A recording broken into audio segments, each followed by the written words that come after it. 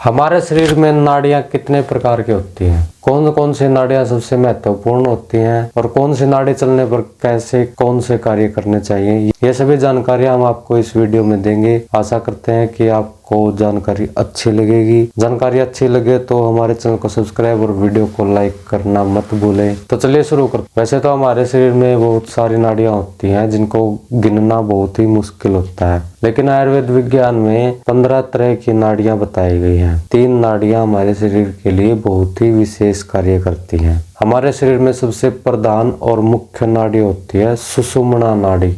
सुषुम्ना नाड़ी हमारे शरीर के गुदा भाग के समीप से शुरू होती है और हमारे सिर के ऊपरले हिस्से तक चली जाती है और इसके दाएं और बाएं भाग में ईड़ा और पिंगला 2 नाड़ियां होती हैं। इसलिए ईड़ा, पिंगला और सुषुम्ना 3 नाड़ियां ही प्रधान नाड़ियां बताई जाती हैं। हमारे वेद शास्त्रों के हिसाब से सुषुम्ना नाड़ी को सरस्वती, ईड़ा को गंगा और पिंगला को यमुना भी कहते हैं। ये तीनों नाड़ियां हमारे गुदा भाग के समीप जब अलग होती हैं तो उसको मुक्त त्रिवेणी कहते हैं और हमारे कलेजे के समीप ये तीनों नाड़ियां जब मिलती हैं तो उसको संयुक्त त्रिवेणी कहते हैं। ईड़ा को चंद्र नाड़ी और पिंगला को सूर्य नाड़ी भी कहा जाता है। जब हमारी नाक से बाएं हिस्से से यानी कि लेफ्ट साइड से सांस ज्यादा चलता है तो उसको ईड़ा स्वर या चंद्र स्वर कहा जाता है और जब हमारी दाएं हिस्से या राइट साइड से श्वास ज्यादा चलता है तो उसको पिंगला स्वर या सूर्य स्वर कहा जाता है। लेकिन जब हमारे नाक के दोनों नथुने से समान मात्रा में या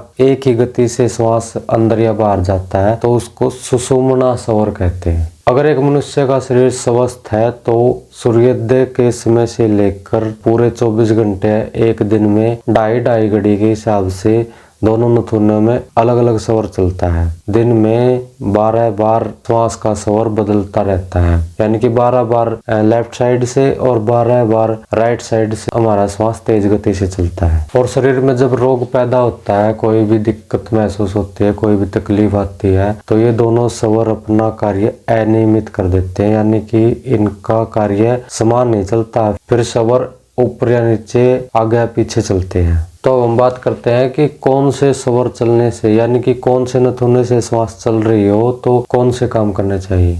अगर बाएं हिस्से या लेफ्ट साइड से श्वास ज्यादा चल रही है तो हमेशा कम मेहनत वाले या बैठकर करने वाले कार्य करने चाहिए, जैसे तरल पदार्थों का सेवन करना है या पेशाब करना है या यात्रा करनी है या भक्ति करनी है, भजन साधना करनी है, तो ऐसे कार्य उत्तम होते हैं जब लेफ्ट साइड से श्वास ज्यादा चलता हो। और अगर राइट साइड से या पिंगला नाड़ी से यानी कि शरीर के दाएं तरफ के नथुने से अगर श्वास तेज गति से चलती है तो उस समय हमेशा परिश्रम के या जिन कार्यों में ज्यादा मेहनत लगती है ऐसे कार्य करने चाहिए, जैसे दौड़ना, कोई भी मेहनत का कार्य करना, कोई भी शक्तिवर्धक कार्य करना, भोजन करना, यानी कि ऐसे कार्य जिनमें मेहनत ज्यादा लगती है, जिनमें श्वास तक फूलने लगती है, ऐसे कार्य करने चाहिए जो कि बहुत उत्तम होते हैं। और एक तीसरे तरह का श्वास होता है जिसको हम सम स्वर कहते हैं, यानी कि सुषुम्ना स्वर। जब नाक के दोनों नथुने से समान भाग से श्वास चल रहा हो तो उस समय हमेशा ध्यान, भक्ति और योग करना चाहिए